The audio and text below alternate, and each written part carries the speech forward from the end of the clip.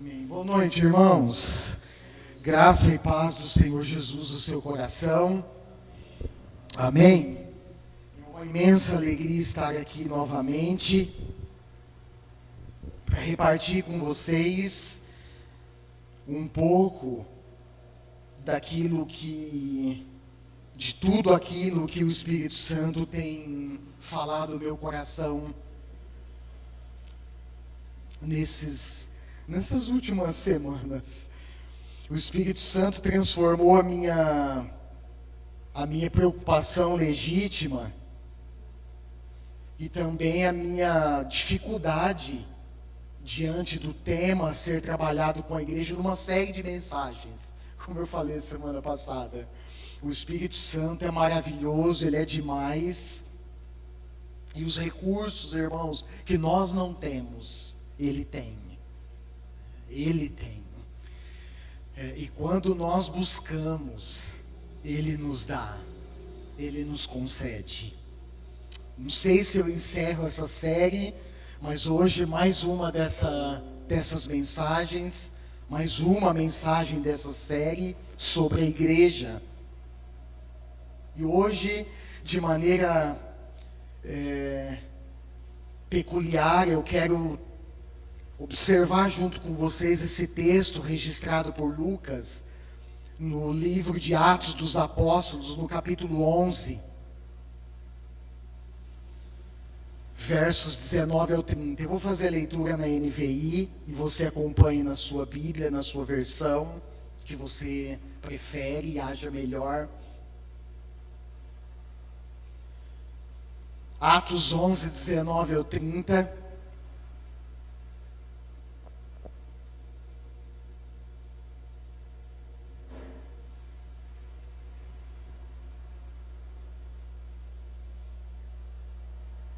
Onde Lucas narra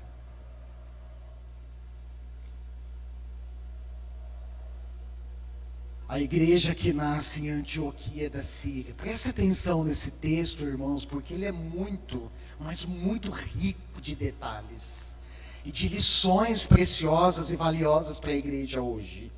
Atos 11, 19 ao 30.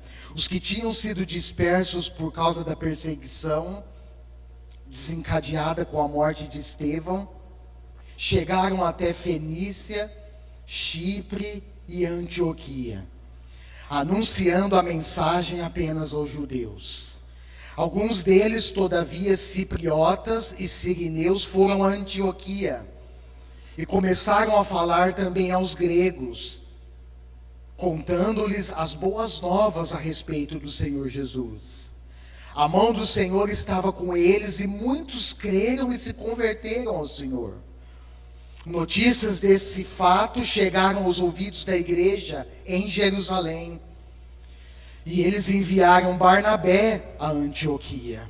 Este, ali chegando e vendo a graça de Deus, ficou alegre e os animou a permanecerem fiéis ao Senhor de todo o coração. Verso 24. Ele era um homem bom, cheio do Espírito Santo e de fé, e muitas pessoas foram acrescentadas ao Senhor. Então Barnabé foi a Tarso procurar Saulo, e quando o encontrou, levou-o para Antioquia. Assim, durante um ano inteiro, Barnabé e Saulo se reuniram com a igreja e ensinaram a muitos. Em Antioquia, os discípulos foram pela primeira vez chamados cristãos. Naqueles dias, alguns profetas desceram de Jerusalém para Antioquia. Um deles, Ágabo, levantou-se e pelo Espírito predisse que uma grande fome sobreviria a todo o mundo romano, o que aconteceu durante o reinado de Cláudio. Os discípulos, cada um segundo as suas possibilidades, decidiram providenciar ajuda para os irmãos que viviam na Judéia. E o fizeram, enviando suas ofertas aos presbíteros pelas mãos de Barnabé e Saulo. Amém. Esse é o texto da nossa reflexão, base da nossa meditação. Durante essa sequência de mensagens, como eu já disse, nós já abordamos alguns aspectos muito importantes. Por exemplo, a definição bíblica da igreja. E uma das definições que eu mais aprecio é as definições que o apóstolo Paulo faz, quando ele utiliza a metáfora do corpo para se referir à igreja como um corpo de Cristo, um corpo vivo do Senhor Jesus. Também, irmãos, nessa série de mensagens, nós trabalhamos um pouco a questão da igreja como agente de transformação no mundo. E nós trabalhamos como base o texto de Mateus 5, lembra no Sermão do Monte? Quando o Senhor Jesus se dirige aos discípulos, se refere a eles como sendo luz da terra. Vós sois sal da terra e luz do mundo. E nós também trabalhamos no último encontro algumas qualidades essenciais que a igreja precisa desenvolver. 3 delas: a verdade, o amor e a santidade. A igreja é uma comunidade de discípulos do Senhor Jesus. E a palavra discípulo, ela carrega em si um significado muito profundo. Porque numa definição, num sinônimo básico de discípulo seria aprendiz. Alguns gostam de usar a expressão pequenos cristos. Cristãos são pequenos cristos, mas o fato é que a palavra discípulo, ela carrega em si um significado muito profundo. De alguém que está disposto, de alguém que quer seguir os passos de um mestre supremo. E aprender dele, com ele e para ele. Porém, irmãos, para muitos descobrir que no Novo Testamento, eu mencionei isso algumas semanas atrás, descobrir que no Novo Testamento inteiro, os seguidores de Jesus Cristo são chamados de cristãos apenas 3 vezes. Ainda é uma grande surpresa. E a ocorrência mais significativa pode ser encontrada nesse texto. Na realidade, é encontrada nesse texto que nós acabamos de ler. E significativa porque Antioquia da Síria não aparece por acaso aí no texto. Pelo contrário, Antioquia da Síria e Antioquia da Psídia vai aparecer lá na frente, no capítulo 13, 14 de Atos. Era uma cidade cosmopolita já na época, final do século I. Uma cidade próspera e a 3ª maior cidade do Império Romano, depois de Roma e Alexandria. Ou seja, o que isso mostra para nós, irmãos? Que essa cidade era uma cidade estratégica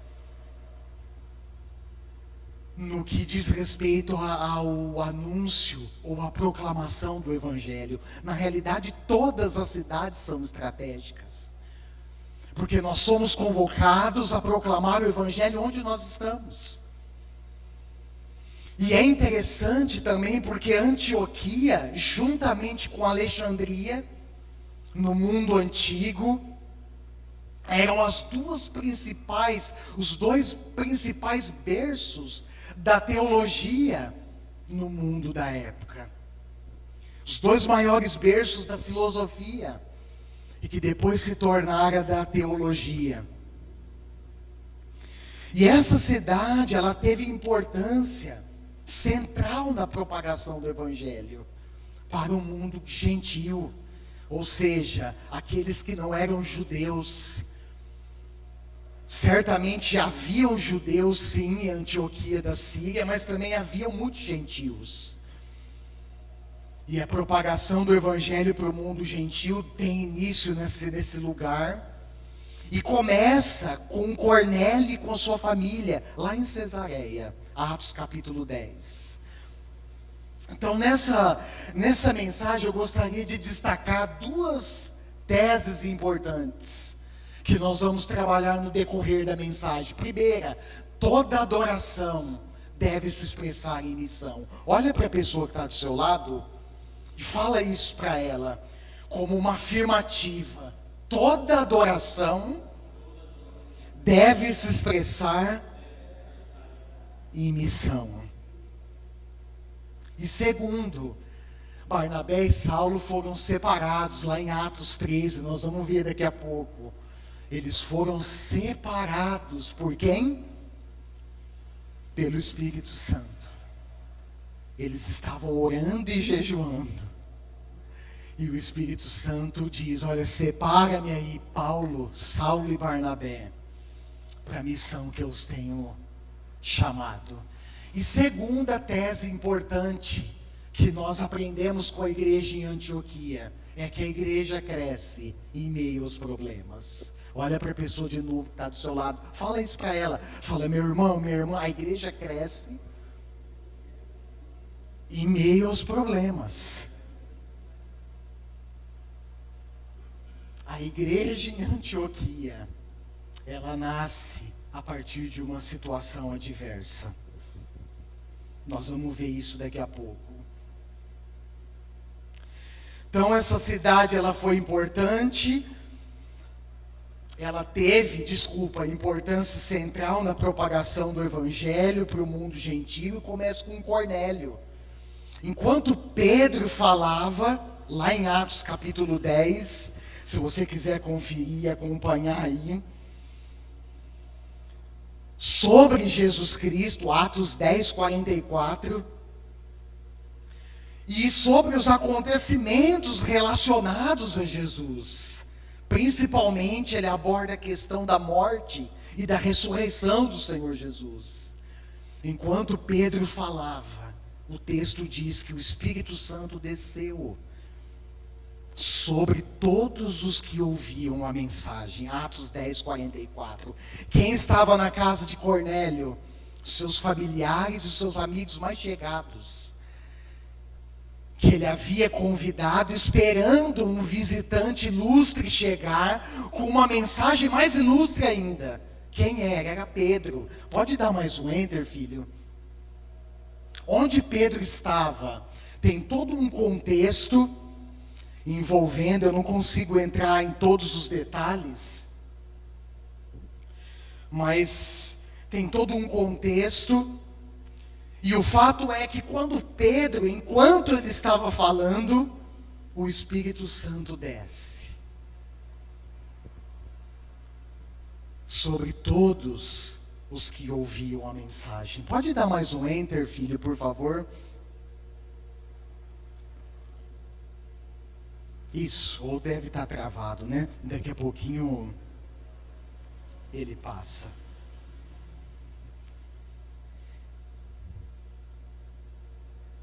E a partir desse acontecimento, irmãos, os judeus convertidos, eles ficaram admirados. Está lá no texto. E a admiração deles partia do princípio de que o Espírito Santo, ou seja, o dom do Espírito Santo, fosse derramado até sobre os gentios.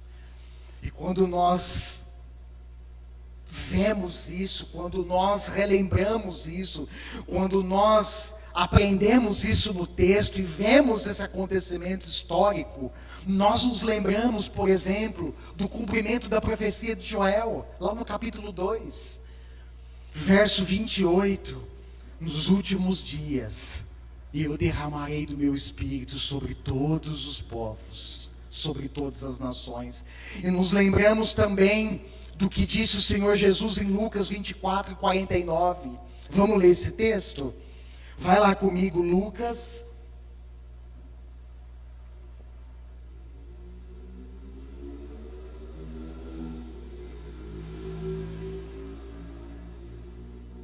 Capítulo 24, verso 49.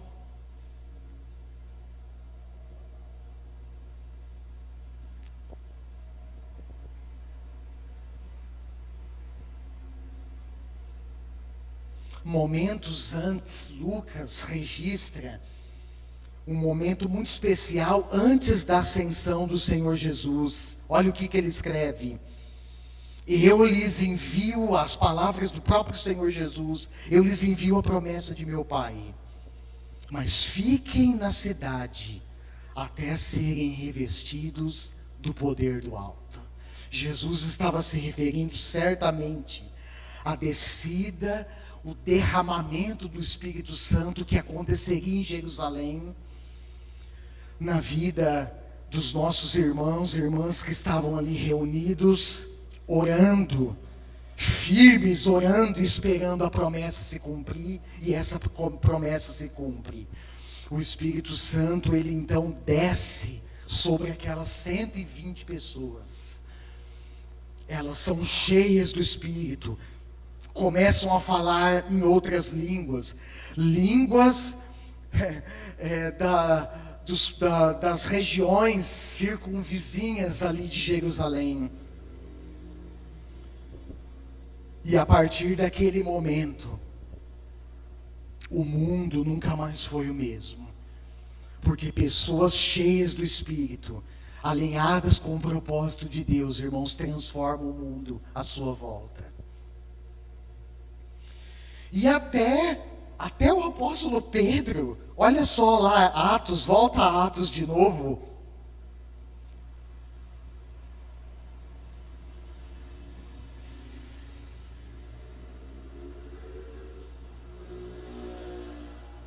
Atos 10, 34 ao 35, mostra que até o apóstolo Pedro aprendeu por meio da visão que tivera, que Deus não trata as pessoas com parcialidade. Isso está travado, filho? Não passa para frente?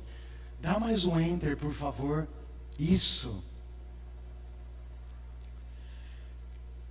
Até o apóstolo Pedro, de novo, desculpe irmãos, aprendeu por meio da visão que teve, que Deus não trata as pessoas com parcialidade. Mas de todas as nações, aceita todo aquele que o teme e faz o que é justo. No contexto, está registrado que Pedro estava em Jope. Essa é uma das fotos, eu sei que aqui está claro, não é possível visualizar com nitidez, mas Jope, na costa mediterrânea de Israel. Mais um enter, por favor.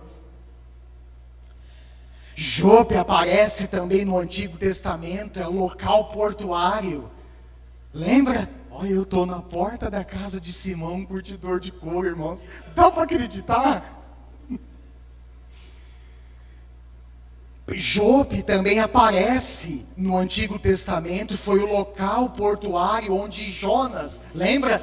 Jonas achou que poderia fugir de Deus, ele pega então um navio em Jope e parte para Tarsis. E no meio do caminho ele para dentro da barriga de um grande peixe. Isso é o que dá a tentar fugir de Deus.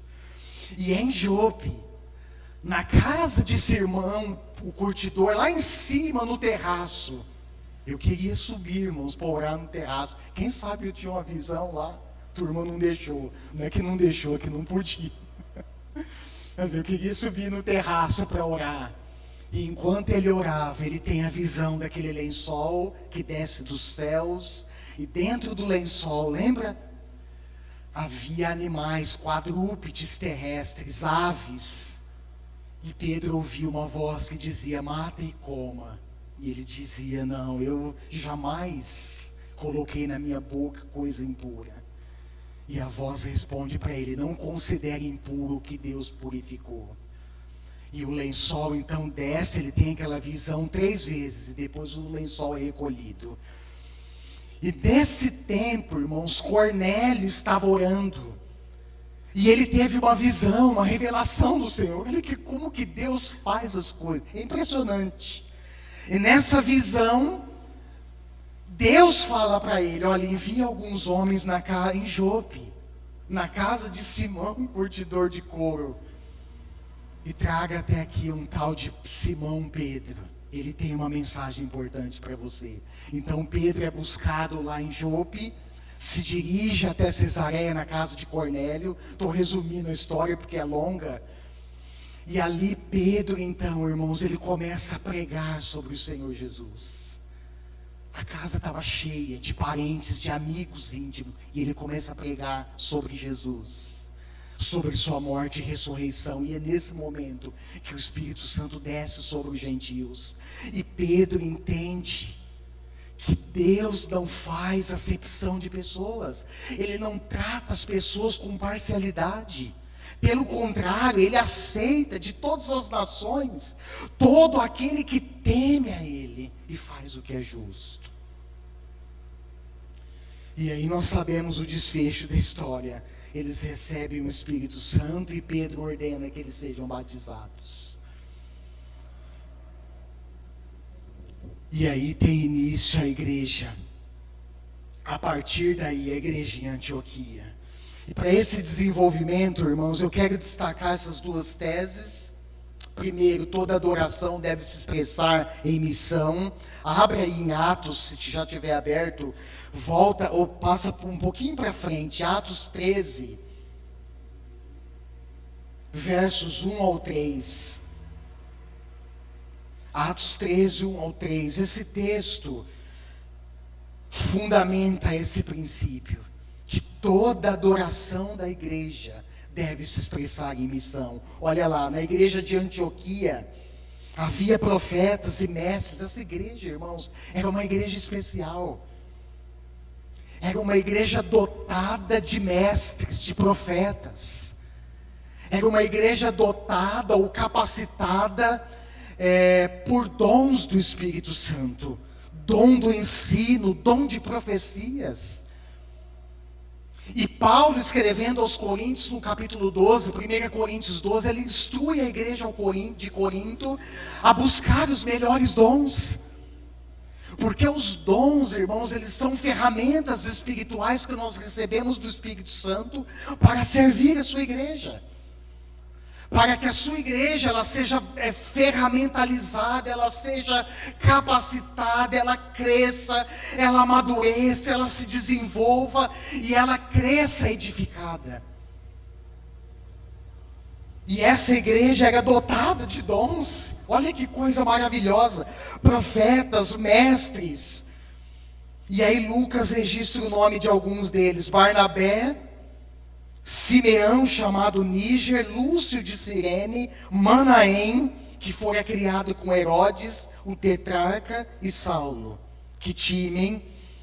Enquanto adoravam o Senhor e jejuavam, disse o Espírito Santo: separe-me Barnabé e Saulo para a obra que os tenho chamado. Assim, depois de jejuar e orar, impuseram-lhes as mãos e os enviaram. E a partir do versículo 4 de Atos 13, não dá tempo de entrar nos detalhes, desculpe, irmãos, começa-se então o empreendimento missionário da igreja em Antioquia, que se espalha para vários lugares.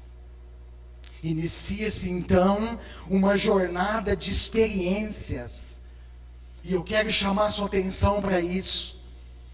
Experiências que envolveu cura de pessoas. Atos capítulo 14, verso 1 e 2, Atos 14, 8 e 10, você vai encontrar isso. Experiências, por exemplo, como proclamação e ensino da palavra de Deus, incluindo as sinagogas. Saulo e Barnabé visitaram as sinagogas, irmãos.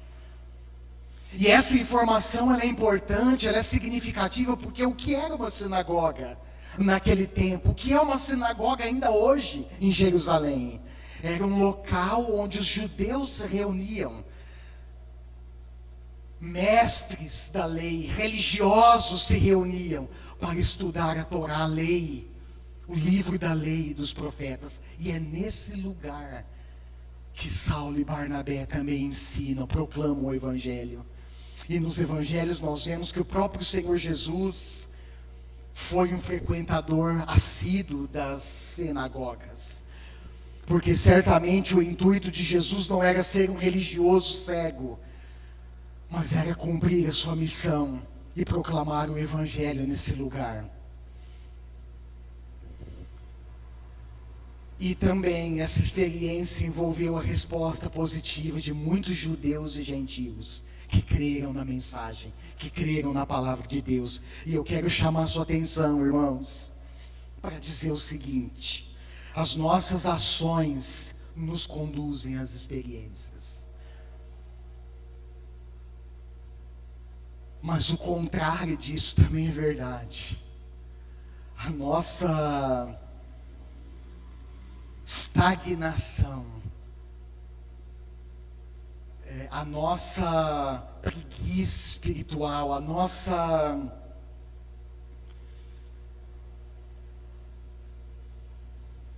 estagnação nos mantém no mesmo lugar. Mas quando nós saímos do lugar, irmãos, às vezes nós precisamos sair de um lugar de conforto. Está confortável para nós, mas Deus está nos chamando a sair desse lugar. E quando nós, é isso que a gente vê no texto, quando a igreja se move, quando nós damos passos firmes, passos concretos, as nossas ações nos conduzem a essas experiências. E por que que essas experiências, irmãos, elas são importantes na caminhada cristã? Porque elas promovem maturidade e transformação, a nível pessoal e a nível coletivo. Você quer ter experiência com Deus? Sim ou não? Você quer viver experiências de cura, de milagres, de ser um instrumento, uma ferramenta nas mãos de Deus para proclamar o Evangelho? Você quer ver pessoas respondendo positivamente ao Evangelho? Você precisa agir, meu irmão. Eu preciso agir. Nós precisamos agir. Nos movermos na direção do propósito de Deus. Nos movermos, irmãos, na direção do propósito do reino de Deus. E assim nós seremos conduzidos a experiências maravilhosas, a experiências fantásticas, com Deus entre nós e através de nós. Você crê nisso? Amém. E a segunda tese, irmãos, é que a igreja cresce em meio aos problemas. É interessante pensar nisso. Eu alistei algumas coisas, de tantas coisas importantes, irmãos. Eu me atentei ao texto de Atos. Mas é interessante perceber ao longo da história do povo de Deus, e nós precisamos incluir nisso toda a história, começar com o chamado de Abraão. É interessante perceber que os propósitos de Deus, eles nunca estão isentos de responsabilidades e de lutas. A vida cristã, irmãos, não pode ser uma vida fantasiosa. A fé cristã não pode ser uma fé alimentada a partir de utopias que nós mesmos formulamos, pensando que quando nós ouvimos o chamado e respondemos o chamado de Deus, nós estamos então atravessando um tapete, uma cortina de rosas vermelhas, que na nossa frente não haverá obstáculos, que na nossa frente não haverá gigantes, que na nossa frente não haverão desafios. Pelo contrário, quando nós olhamos para o Antigo Testamento, nós vemos, irmãos, que os propósitos de Deus envolveu responsabilidade, lutas e desafios. Quando nós olhamos para os Evangelhos, nós enxergamos com nitidez, irmãos, que o início do ministério do Senhor Jesus e posteriormente, e também o início e posteriormente o ministério dos apóstolos, foi marcado por lutas. Foi marcado por desafios. E certamente, irmãos, nós, a igreja no século 21, ela não está isenta disso. E quando eu olho para essa narrativa de Lucas, do nascimento da igreja em Antioquia da Síria, é isso que eu vejo. Que a igreja, ela nasce, ela cresce em meio a lutas. E isso é bênção. Às vezes, irmãos, nós fazemos um julgamento, uma crítica distorcida das dificuldades. Certamente nenhum de nós quer passar por lutas. Quem aqui quer passar por luta? Levanta a mão. Certamente, irmãos, nós não queremos passar por restrições. Mas o fato é que elas fazem parte da história da igreja. E se você é a igreja, você é, e eu sou, nós somos. As lutas e os desafios, irmãos, fazem parte da nossa jornada.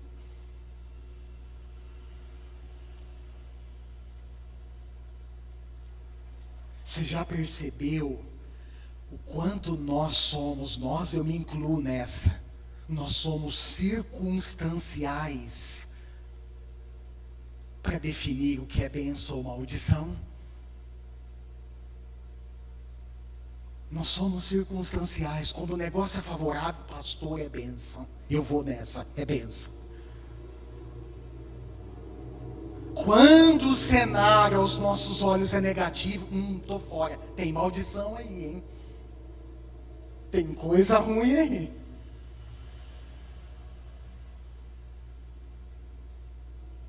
Mas a igreja, irmãos, que cresce em meio aos problemas, às lutas, isso é bênção. O versículo 19 mostra, olha lá, Atos 11, 19, que a igreja nasceu a partir de uma situação adversa. Qual foi essa situação? Os cristãos estavam fugindo da perseguição desencadeada com a morte de Estevão.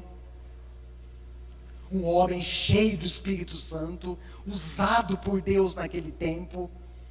E essa fuga, irmãos, ela deslocou os discípulos de Jesus, deslocou essa perseguição, essa morte de Estevão, que desencadeia uma perseguição, ela movimentou a igreja.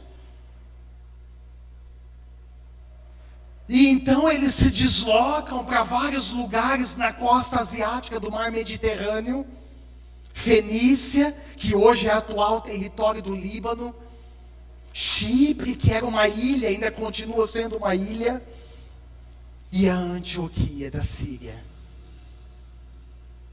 E o que nós aprendemos com isso, irmãos? Que a igreja, ela não nasce de situações ideais. Enquanto eu estava estudando, meditando no texto, preparando o sermão, quando eu cheguei nesse ponto, eu me lembrei da igreja aqui em Três Lagoas. Aqueles que estão há mais tempo do que eu aqui, porque eu estou no início do 7º ano só, mas aqueles que estão mais tempo vão poder responder a pergunta que eu farei agora. A igreja em Três Lagoas, ela nasceu num contexto ideal? Certamente que não, irmãos. Foi difícil. E isso gera no meu coração, hoje, eu que estou aqui com vocês, gera no meu coração profunda gratidão por aqueles que passaram aqui. Pastores, líderes, os irmãos da igreja de Campo Grande, que enchiam a Kombi e se deslocavam de Campo Grande até aqui, para começar o trabalho. E esse trabalho, com a bênção de Deus, ele deu frutos. E nós estamos aqui, irmãos. Então a igreja, ela não nasce em situações ideais, e muito menos se desenvolve em situações ideais. Logicamente que há períodos de bonança. Há períodos de paz, de tranquilidade, mas há, irmãos, períodos de lutas. Períodos de escassez. Períodos de restrições, de dificuldade, de crescimento, de redução de crescimento, períodos de avanço, períodos de estagnação da igreja. Gente chega, gente permanece, gente sai, gente animado, gente desanimado, gente saudável, gente doente.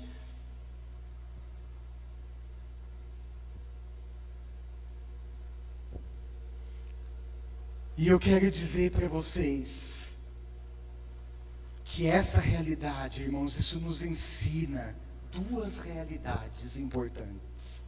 Primeiro, que a igreja não pode ficar paralisada diante das adversidades. Nós não podemos parar, irmãos. Num linguajar mais popular da criançada, não pode deixar a peteca cair.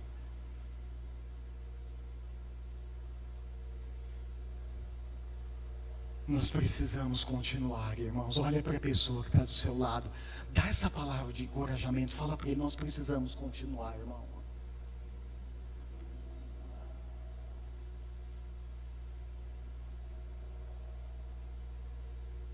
Nós precisamos perseverar, irmãos.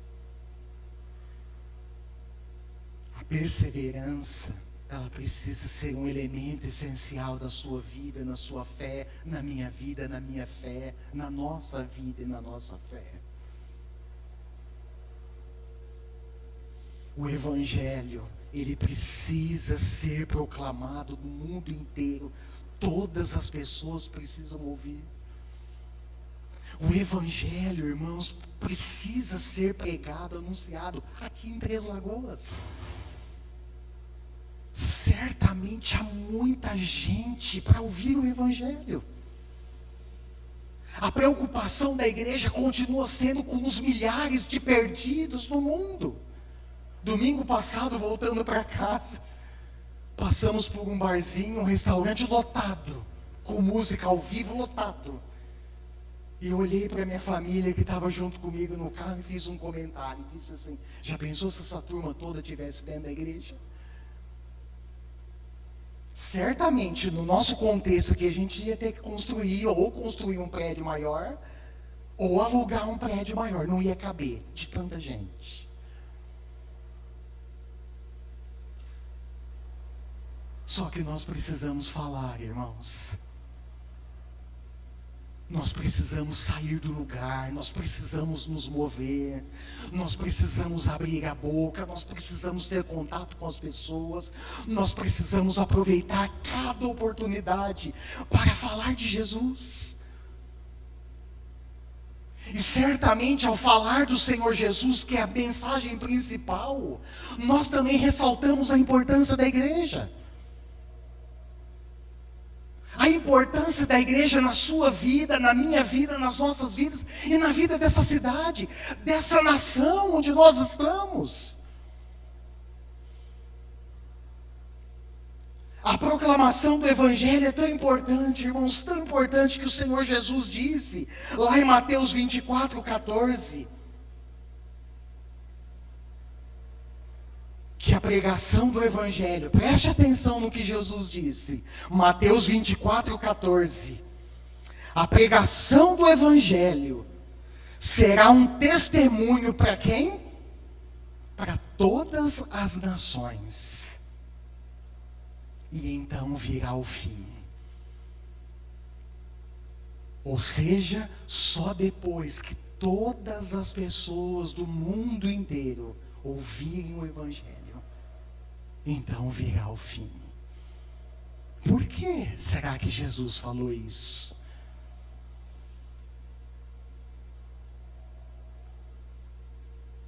Porque ao ouvir o Evangelho depende a salvação das pessoas. Ouvir e responder ao Evangelho de Deus. E segunda lição, irmãos, realidade que a gente aprende com isso é a migração no mundo. A migração no mundo é uma força missionária poderosa, irmãos. Nós não podemos ser como a Alemanha, que ergueu muros de separação. Nós não podemos ser como países que fecham as suas fronteiras e impedem pessoas que estão migrando de outros locais para o Brasil. Porque a migração é uma força missionária importante. E a igreja, irmãos, ela precisa estar atenta e sensível a esses movimentos. A igreja brasileira precisa estar atenta e sensível. Pastor, por quê? Porque os imigrantes, preste atenção, quando eles são acolhidos pela igreja, irmãos, eles podem se converter. Eu sei que há a barreira linguística, a barreira da língua, da dificuldade. Mas muitos já estão adaptados no Brasil e em outros lugares do mundo, falando a própria língua do país. E quando a igreja acolhe esses migrantes, eles podem se converter. E posteriormente, ao retornarem para os seus países de origem, eles podem testemunhar de Jesus. E as pessoas podem se converter. Percebeu a força missionária? E um grande exemplo disso, irmãos, dentre outros, são os muçulmanos que saem do seu país por causa da fome, da guerra e da perseguição, da violência, e vão para alguns lugares da Europa. Quando eles voltam, convertidos, eles se tornam uma força missionária poderosa, importantíssima no lugar onde eles estão. Interessante também perceber e aprender como lição valiosa na igreja de Antioquia, é que essa igreja, irmãos, ela nasceu monocultural. O anúncio, primeiramente, se você for lá ver lá no versículo 19, se eu não me engano,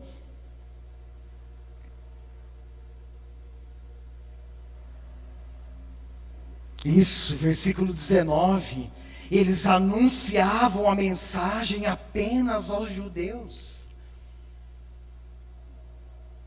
Essa igreja, ela nasce monocultural, mas ela se torna multicultural. Olha que coisa importante. Os gregos são alvo da proclamação do evangelho. E quando eles ouvem, eles começam a se converter. Sabe, irmãos, nós até podemos pensar, pastor, tem cultura fechada. Tem, irmãos, eu sei. Pastor, tem gente com o coração duro, fechado. Sei, eu sei, tenho. Mas a palavra de Deus, irmãos, esmiuça. A palavra de Deus, ela é como uma espada de 2 cortes, que penetra o coração de todas as pessoas. O que nós precisamos é anunciar o evangelho. Que mais que o texto ensina para nós? Que a igreja nasce monocultural e se torna multicultural. Nos ensina também que o evangelho nos ensina a superar barreiras étnicas, barreiras sociais, barreiras culturais, barreiras ideológicas. Olha que coisa linda, irmãos. Uma igreja multiétnica, é isso que nós somos. Uma igreja feita, uma igreja constituída de várias pessoas de todos os lugares do mundo, e que um dia vai se encontrar num só lugar, professando a mesma fé e adorando o mesmo Deus. O evangelho, irmãos, exclui toda forma de partidarismo na igreja. É impressionante e triste no contexto brasileiro atual ver como a igreja ela caiu no engano do partidarismo. E numa esfera bem impregnada, que ressalta aos nossos olhos aqui no Brasil, é o partidarismo por causa da política. É o partidarismo em torno da polêmica de vacinas. Toma ou não toma? É certo ou errado?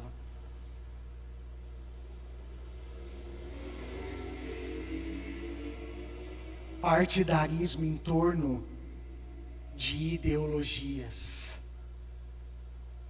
Aquele que pensa diferente de mim está fora do meu partido, está fora do meu grupo. Mas o que o Evangelho nos ensina, irmãos? Ele nos ensina a excluir toda forma de partidarismo na igreja. Nós somos um em Cristo. E um dos textos, eu quero ler esse texto com vocês, 2 textos que me chamam assim muita atenção. Foi escrito pelo apóstolo Paulo. Em Romanos capítulo 3, Paulo, de maneira brilhante, ele registra que a barreira de inimizade que havia entre judeus e gentios, ela foi demolida.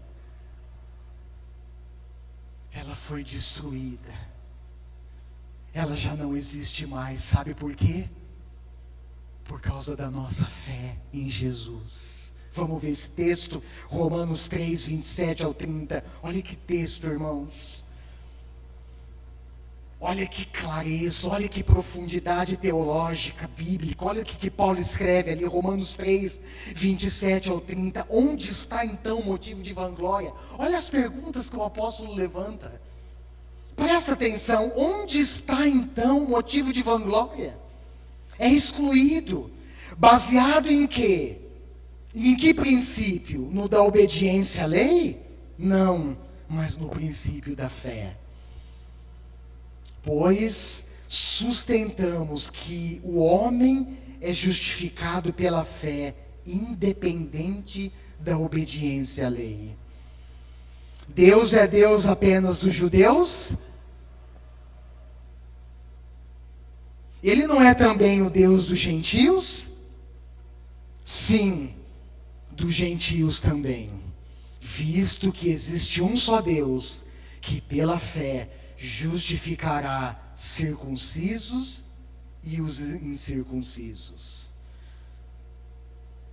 Anulamos então a lei pela fé? De maneira nenhuma, ao contrário, confirmamos a lei. O ponto-chave do capítulo 3 é a justificação pela fé. E Paulo diz, irmãos, que agora não há mais judeus e gregos, judeus e gentios, circuncisos e incircuncisos. Em Cristo nós formamos uma única família. E o outro texto está em Efésios 2.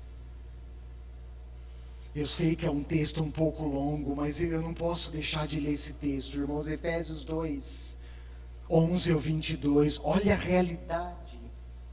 Nessa perspectiva, olha a realidade que Paulo trabalha com a igreja ali em Éfeso. Efésios 2, 11 ao 22. Portanto, lembrem-se de que anteriormente vocês eram gentios por nascimento e chamados incircuncisos pelos que se chamam circuncisão feita no corpo por mãos humanas, e que naquela época vocês estavam sem Cristo, separados da comunidade de Israel, sendo estrangeiros quanto às alianças da promessa, sem esperança e sem Deus no mundo.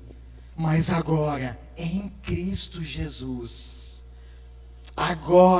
em Cristo Jesus, vocês que antes estavam longe, foram aproximados mediante o sangue de Cristo. Olha que palavra, irmãos. E ele segue o texto. Pois ele é a nossa paz. Ele, Cristo, é a nossa paz. O qual de ambos, judeus e gentios, fez um. Olha que coisa linda, irmãos. E destruiu a barreira, o muro de inimizade, anulando no seu corpo a lei dos mandamentos, expressa em ordenanças.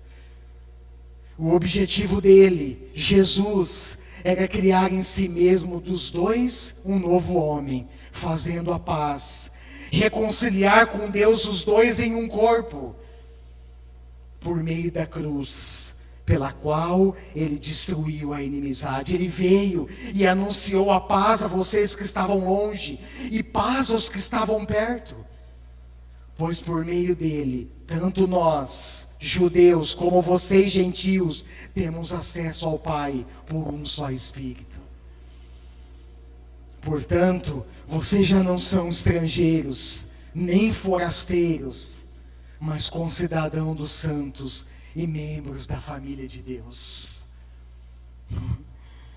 Edificados sobre o fundamento dos apóstolos e dos profetas, tendo Jesus Cristo como pedra angular, no qual todo edifício é ajustado e cresce para tornar-se um santuário santo no Senhor. Nele, em Cristo, vocês também estão sendo edificados juntos para se tornarem morada de Deus por seu Espírito. Amém. Que palavra, irmãos. Particularmente, pessoalmente, uma das revelações mais fantásticas. Um dos textos mais profundos escritos pelo apóstolo Paulo. O que ele está dizendo é que agora judeus e gentios partilham da mesma fé, da mesma graça e do mesmo dom. O Espírito Santo, que no princípio foi derramado sobre os apóstolos, também foi derramado sobre os gentios. E eu quero encerrar, irmãos,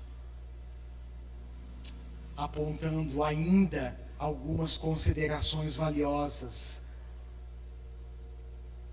extraídas a partir da experiência da igreja que nasceu em Antioquia. Primeira, a ação missionária da igreja. A igreja é e precisa ser uma igreja missionária, porque missão, irmãos, está no coração de Deus. Olha a pessoa que está do seu lado, não deixa ele cochilar não. Fala assim para ele: aguenta aí, o pastor já está terminando. Aguenta aí. A missão primordial, ela nasce no coração de Deus. A missão, irmãos, ela não nasce na igreja com a igreja. A missão, ela nasce com Deus e no coração dele. Uma prova, um fundamento bíblico clássico disso, João 3,16. Deus amou o mundo de tal maneira que ele deu o seu filho. Ele envia o seu filho para fazer missão no mundo. O que isso nos ensina, irmãos? Que a igreja, ela é missionária por natureza. E quando nós não cumprimos a missão delegada a nós, nós estamos aquém daquilo que Deus estabeleceu, do propósito que Deus ordenou para nós, da missão que Deus delegou para nós. Já falei isso aqui, irmãos, e afirmo com convicção: nós podemos fazer tarefas da igreja. Mas pastor, essas tarefas são legítimas, eu sei, irmão, eu creio, por isso que eu me envolvo nessas tarefas. Reunião da diretoria, bazar, promoção de pastel, evento das mulheres, evento dos homens, eventos de qualquer natureza que coopere para a edificação da igreja, são tarefas da igreja, irmãos. Mas a tarefa primordial da igreja é anunciar o evangelho e fazer discípulos. A igreja é missionária por natureza. E se nós não estamos cumprindo a nossa missão, nós estamos aquém da ordem e do propósito de Deus para nós. A gente pode ter milhões de seguidores no nosso YouTube, irmãos, no nosso Facebook. A gente pode ter reconhecimento no mundo social, no mundo da internet, no mundo tecnológico, nas redes sociais, mas se nós não cumprirmos a missão, nós estamos aquém do propósito de Deus para nós. Olha lá o verso 21. A mão do Senhor, de Atos 11, a mão do Senhor estava com eles, e muitos creram e se converteram ao Senhor. A mão do Senhor está conosco. Amém?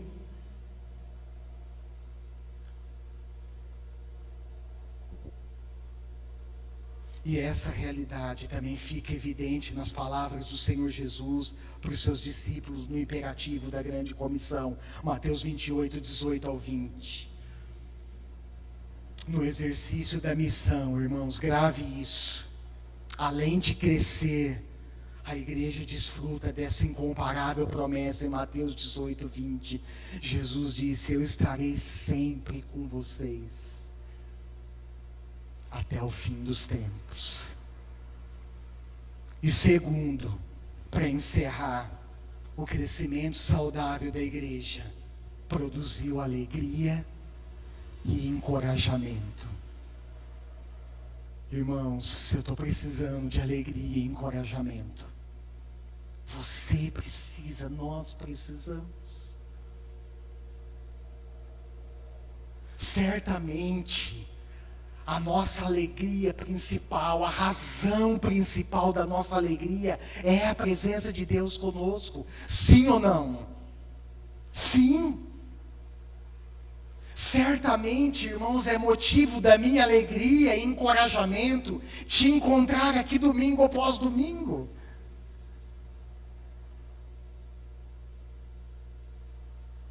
Mas não se esqueça, quando a igreja cresce saudavelmente, isso produz alegria e encorajamento. Primeiro, olha lá o verso 22. Primeiro que as notícias desse crescimento chegaram aos ouvidos da igreja, aonde? Olha lá no verso 22, em Jerusalém. E quando a notícia do crescimento da igreja em Antioquia chega em Jerusalém, qual foi a reação da liderança? Vamos comprovar se isso é verídico. Vamos comprovar se esse crescimento é saudável, é verdadeiro. A igreja envia Barnabé, que era o líder da igreja. Irmãos, companheiro importantíssimo de Paulo. Quero dar um abraço em Barnabé lá no céu. Companheiro fiel de Paulo na missão. Eles enviam Barnabé. E olha a reação de Barnabé. Quando ele chegou lá, o que ele viu? Olha lá, o que está escrito no texto? O que ele viu? Os apóstolos soprando e as pessoas caindo. O que ele viu, irmãos? Oba-oba, conversa paralela. O que ele viu? O texto diz que ele viu a graça de Deus. Ele comprova com os próprios olhos que a ação de Deus naquele lugar era legítima. E eu quero fechar com isso, isso é muito importante, irmãos. A graça de Deus se expressou na igreja de Antioquia. De que forma? Quando você olha aí para o texto, vamos fazer um exercício rápido aqui, dá tempo. Esse exercício para mim custou o dia inteiro, mas para vocês vai custar aqui alguns minutos. Quando você olha para o texto, eu vou dar uns minutinhos para vocês. Lucas registra que quando ele chega em Antioquia, ele viu a graça de Deus. E a graça de Deus se expressou na igreja de Antioquia de que forma? Acertar, ganha um abraço, aqueles arrochados, pastor. A graça de Deus, irmãos, ela se expressou em forma de fé e conversão. Fé e conversão e outras coisas que não deu tempo e não dá tempo de eu entrar aqui. Mas principalmente fé e conversão. O que é fé? O que é conversão? A fé, o apóstolo Paulo define em Efésios, capítulo 2, versos 8 e 9, que ela é um dom de Deus. Nós recebemos dele e temos a responsabilidade pessoal e coletiva de nutrir, de alimentar essa fé dia após dia, através de 3 exercícios principais. Quais são, pastor? Primeiro, oração. Através da oração você alimenta a sua fé. Logo, se você ora, você está alimentando a sua fé. Logo, se você não ora ou ora pouco ou pouquíssimo, você está deixando de alimentar a sua fé. Segundo, leitura diária e meditação nas Escrituras. Isso alimenta a sua fé. Se eu leio, se eu medito, logo eu alimento a minha fé. O contrário também é a mesma coisa. É verdade. Se eu não leio e não medito, eu deixo de alimentar a minha fé. E uma fé que deixa de ser alimentada, ela se torna uma fé fraca, superficial e raquítica, improdutiva. E terceiro, irmãos, indispensável, e a receita indispensável para nós é a vida em comunidade. É a sua presença e a sua participação nessa comunidade, seja no culto dominical, seja na quarta de oração, seja nos grupos de discipulado. E eu quero fechar deixando uma pergunta para a sua reflexão pessoal e para a nossa reflexão coletiva. De que forma a graça de Deus tem se expressado nessa comunidade? Barnabé conseguiu enxergar em Antioquia. Nós conseguimos enxergá-la aqui?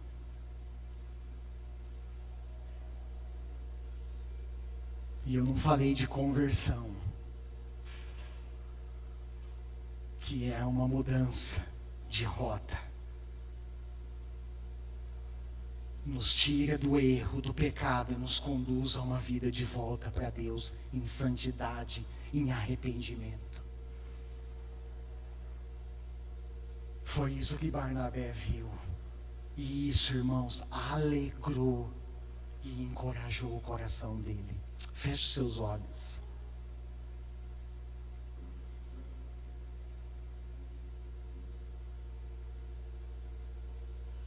Certamente,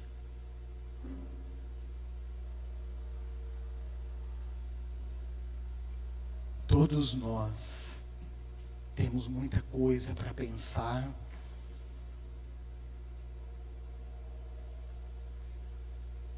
E conclusão, né? Desculpa, filho, isso que nós falamos aqui. Certamente, irmãos, todos nós temos muitas coisas, muitos pontos e considerações a pensarem, a serem feitas em relação a nós, em relação a você e em relação a nós, nível pessoal e a nível coletivo, certamente.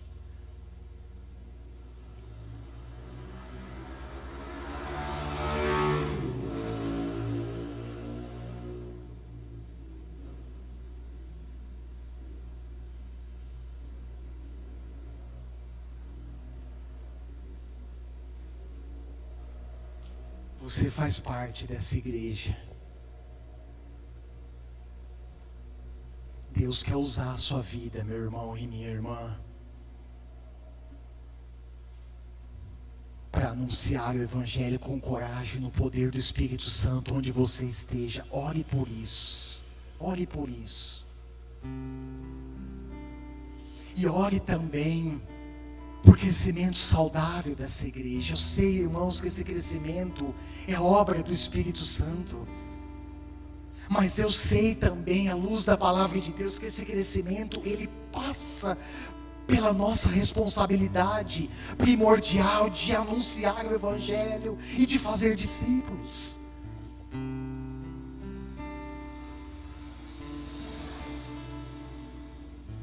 Esse é o trabalho genuíno da igreja, essa é a tarefa genuína da igreja ao longo dos séculos e continua hoje. Não olhe para quem já não está mais aqui. Olhe para você. Olhe para aqueles que estão ao seu redor. É com você, é comigo, é conosco. Oh Deus, irmãos, que Deus quer trabalhar. É conosco que Deus quer impulsionar a sua obra, impulsionar a sua igreja. É através de você, de mim, de nós, que Deus quer produzir um crescimento saudável aqui.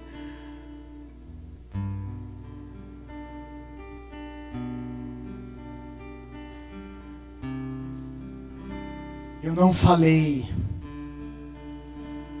mas certamente você sabe, há outro elemento chave nesse processo, irmãos. É a perseverança. É não desistir, é não se dobrar diante dos desafios e das lutas, mas perseverar, confiar no Senhor e seguir em frente. Talvez a sua perspectiva, a minha perspectiva, ela coloque em xeque. Muitas vezes a perspectiva, ela tenta, na realidade, ela não coloca, ela tenta colocar em xeque a perspectiva de Deus. Mas ela não consegue, irmãos, porque a perspectiva de Deus é sempre além, excede muito, muito aquilo que nós pensamos.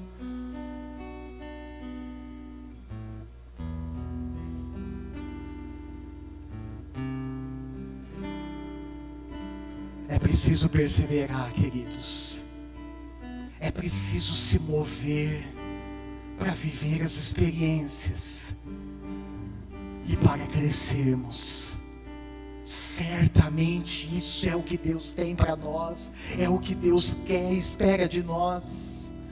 Você é importantíssimo nesse processo. Coloque a sua vida diante de Deus. Seja ousado agora. Não saia daqui sem se posicionar. Ore ao Senhor. Coloque a sua vida à disposição dEle. Diga: Senhor, eis-me aqui. Usa a minha vida. Eu quero com coragem, com ousadia. Eu sou tímido, Senhor. Eu sou retraído. Mas eu quero que o Senhor me use com poder, no poder do Teu Espírito, para pregar o Evangelho onde eu esteja. Usa a minha vida para ressaltar onde eu esteja a importância da sua igreja, dessa comunidade onde eu estou inserido. E chamar outros, e convidar outros, e pregar o Evangelho às pessoas. Elas ouvirão, e pela obra do Senhor, elas vão crer. Elas crerão, se converterão. E a igreja crescerá. Eu creio nisso, Senhor. Eu declaro bênção sobre a sua igreja aqui em Três Lagoas. Eu declaro crescimento. Eu declaro uma voz profética, ó Deus, nessa cidade, em nome de Jesus. Eu declaro isso sobre nós. Eu declaro um crescimento saudável. Eu declaro uma igreja corajosa, que não se intimida, não se acovarda e não fica paralisada diante dos desafios. Mas uma igreja que avança,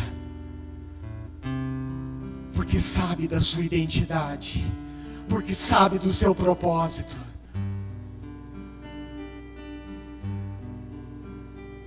Em nome de Jesus, em nome do Senhor Jesus.